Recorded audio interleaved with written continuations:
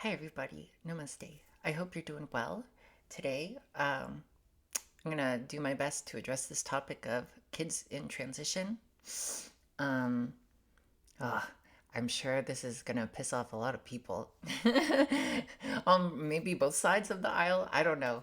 But it's a question I've gotten in the past quite a lot. And then in the future, too, I was reaching out to some folks and friends because I was like, I haven't made a video in a while. What should I talk about? And I guess kids in transition, this is a very hot topic. So here's my thoughts and feelings on children in transition. Well,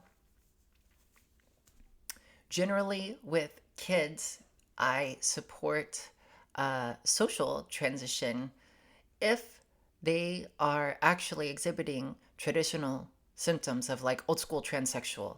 So that means like you're actually like experiencing severe gender dysphoria.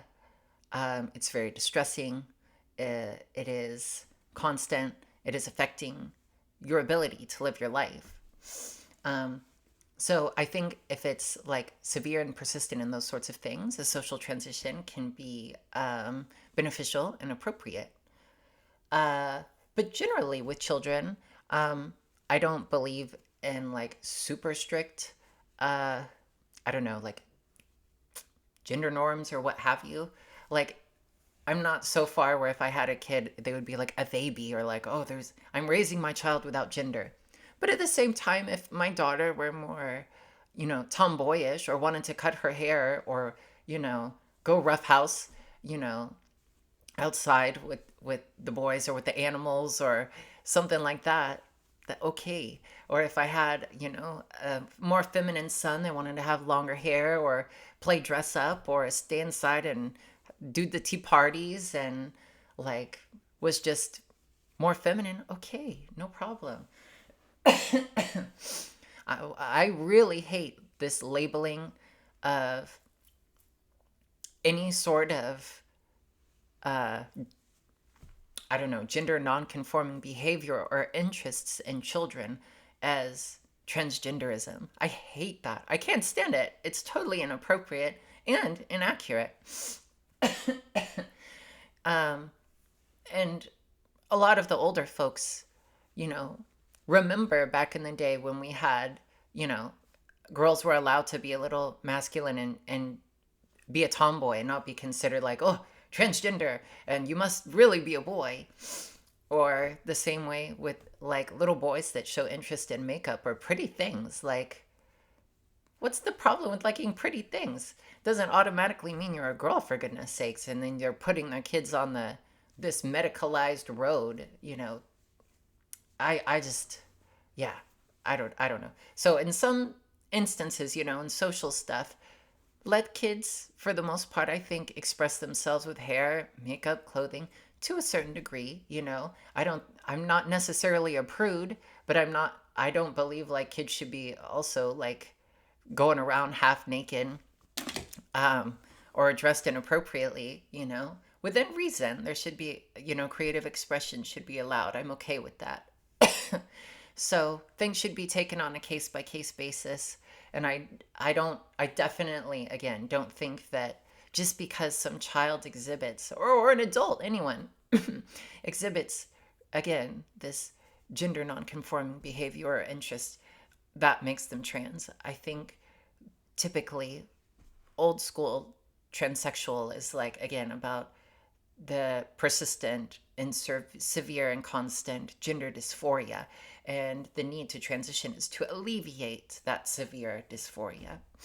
Now, when it comes to medicalized transition in children, this is where I'm probably going to piss a lot of people off. But I don't like the idea of medicalizing any children's body for any reason, if not absolutely necessary. This goes for transgender top and bottom surgery and hormones. This goes for intersex, so called normalizing procedures on intersex babies and children. This goes for male and female genital mutilation, or you can call it circumcision, call it whatever you want, genital mutilation on children. I don't like any of this stuff. Or cosmetic boob jobs on minors. These, I don't like it. I don't like it. These, leave the babies' bodies alone. Leave the children's bodies alone. I don't want, there's already enough plastics and chemicals and crap in all of us as it is, you know, for heaven's sake, like, leave the hormones and the surgery out of this. At least as an adult, maybe they can have more of a chance to have an informed, fully informed decision when it comes to these sorts of things.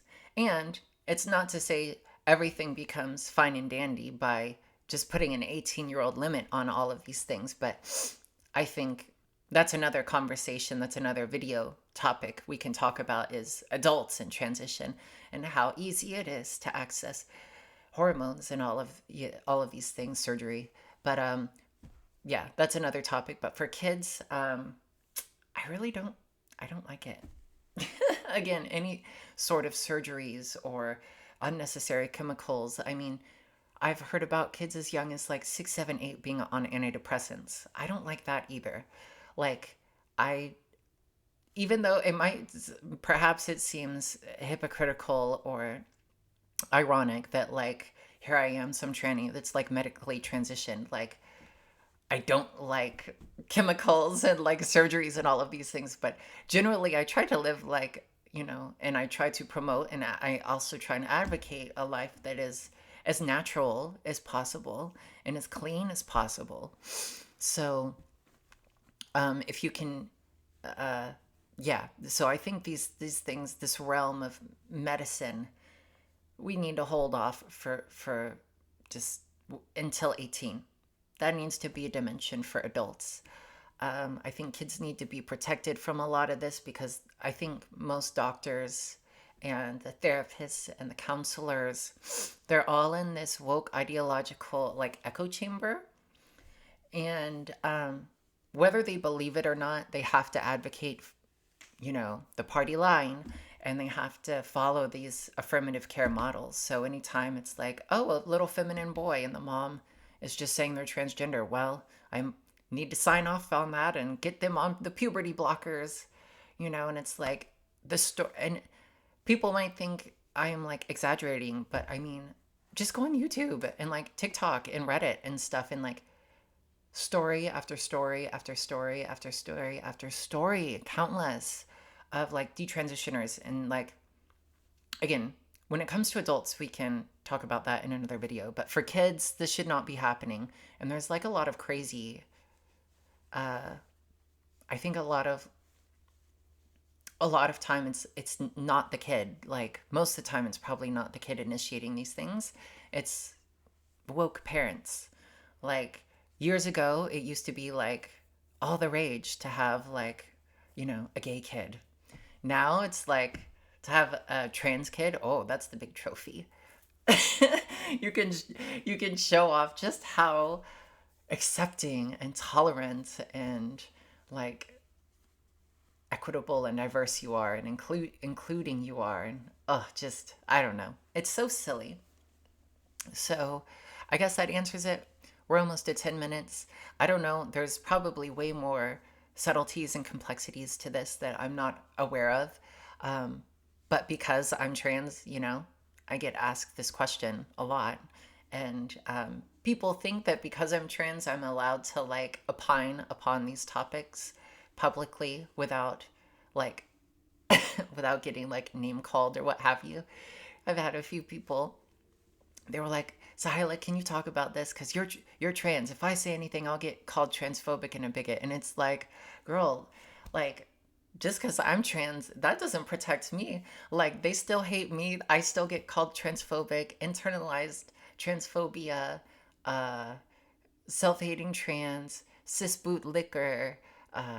What was the most ridiculous one? Oh, I had to laugh out loud. What was it? Breeder sympathizer. Breeder sympathizer. Girl, come on. So don't, I mean, nobody is immune to the name calling today. It doesn't matter. And you can't be afraid of those things. So question, opine, speak up, ask questions. Um, if you are compelled to say something, say it. If you're compelled to ask a question, ask it. Don't just sit there and be quiet because you're afraid someone's going to call you a racist or a bigot or a transphobe. Like, you got to get over that. You got to get over that. I mean, maybe it's easier said than done because I don't really have like a family or reputation or job. Like, I'm a nobody with nothing to lose practically. So I guess it's different. If you're a mom or a dad, you have kids, you have to keep your job. But at some point, we have to speak up. Like, shit's already hit the fan. Like, if we don't start speaking up and like acting, my goodness, what more of a crazy world we're going to be living in. We can't do that. Um, and the things that you're afraid of, the implications and consequences that you're afraid of, if and when you are to speak out, do not compare to what is coming, the tsunami of what is coming, if you remain silent. Okay, like, you need to understand that. Look at every society in history. You just have to see the patterns, connect the dots. You have to start speaking up and you have to start acting. Okay? Don't be afraid of people name calling. You have to get over that. Sticks and stones, honey. All right. I think that's all. What do you think? If you have questions, comments, or suggestions for other videos, let me know in the comments, okay? Take care. I'll see you later. Bye bye.